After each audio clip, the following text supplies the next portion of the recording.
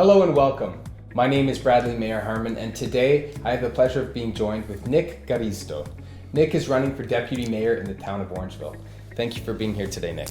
Thank you, Brad, for giving me this opportunity to speak to the voters. Absolutely. So I wanted to ask you, obviously some of your background and also why you're running for deputy mayor. Okay, thank you.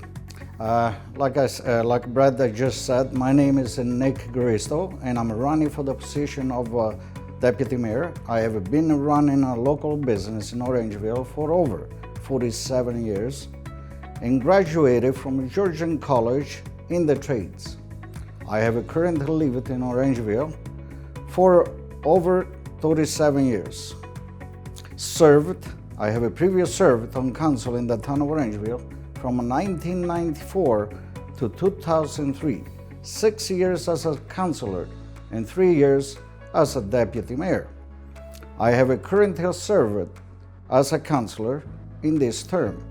I am running this election to continue to serve our residents to the best of my knowledge and to continue to represent the residents of the issues that matters most to them.